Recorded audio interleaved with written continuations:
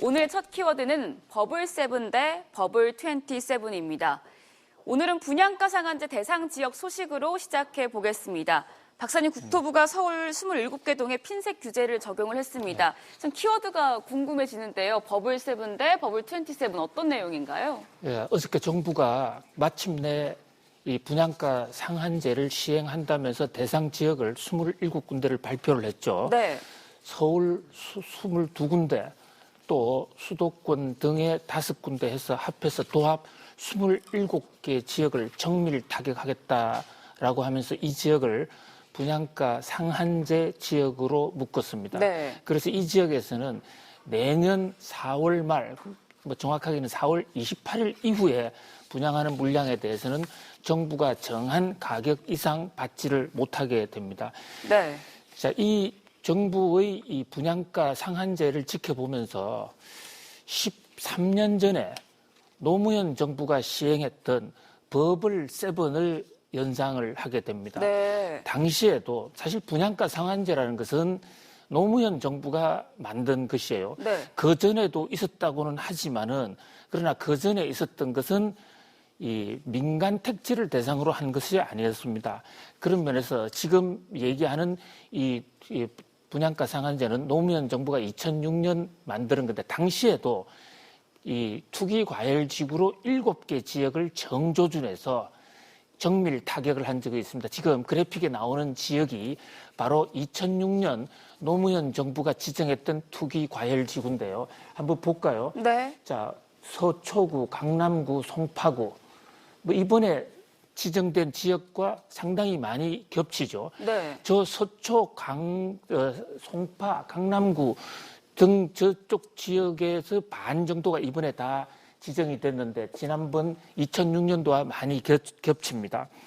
그런데 중요한 것은, 시장에서 주목하는 것은 저 2006년에 버블7으로 지목했던 지역이 부동산 가격을 안정화시키기가 했다고 해서 정부가 모든 공권력을 총집결해서 정밀하게 했다는 그 지역, 지금 부동산 가격을 한번 생각을 해 보면 정부의 규제 정책이 과연 얼마나 효과가 있었냐를 다시 한번 되새기지 않을 수가 없습니다. 네. 지금 7개 정밀 타격했지만 지금 7개 지역, 강남구, 서초구, 송파구, 목동, 과천 등등, 분당 등 이런 지역 아파트가 지금도 우리나라 아파트 가격에 가장 많이 오른 지역이고, 가격 차이는 더 지금 높아만 가고 있습니다. 네.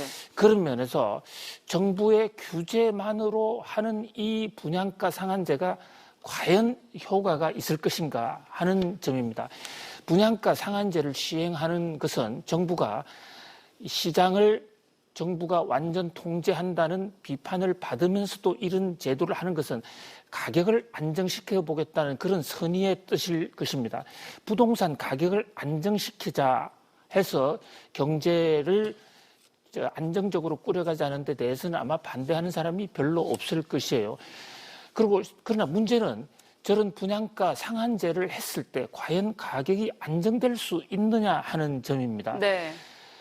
그런데 버블7이 보여주는 교훈은 그 반대로 갔다라는 얘기고, 경제학 교과서에서도 최고 가격 제도를 시행을 하면 얼핏 가격이 떨어지는 것처럼 보이지만 결과적으로는 가격이 더 오른다. 그뿐만이 아니라 사회적 후생 손실이 크다라는 이런 지적을 한결같이 하고 있거든요. 네. 바로 그런 점에서 최고 가격 상한제에 문제점이 있고, 또 정부의 분양가 상한제를 걱정하는 시각이 적지 않은 것입니다.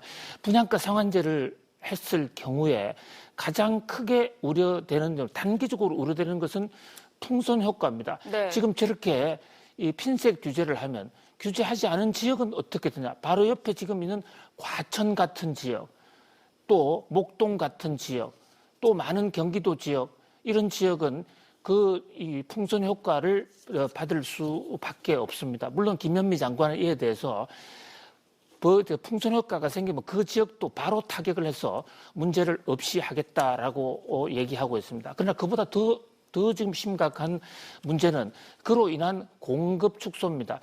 자, 분양가 상한제를 하면 왜 공급이 축소될까? 그건 공포 마케팅이다. 말도 안 되는 소리다라고 얘기를 하지만 그 지적이야말로 말도 안 되는 소리라고 하지 않을 수가 없어요. 가격 상한제를 하면 재개발, 재건축 했던 곳에서는 그것을 늦출 수밖에 없습니다. 하지 않는 것이 더 경제적이라고 판단을 하게 된단 말이죠. 노무현 정부 때도 분양가 상한제를 약 한 6개월 정도 했었는데 그때도 네. 아파트 공급 물량이 10,000채 정도가 줄어들었습니다. 지금 가격은 어디까지나 수요와 공급이 결정하는 겁니다. 그런 면에서 특정 지역의 공급 물량이 떨어지면 아파트 가격은 오를 수밖에 없다. 그런 면에서 분양가 상한제에 대한 걱정이 많은 것입니다.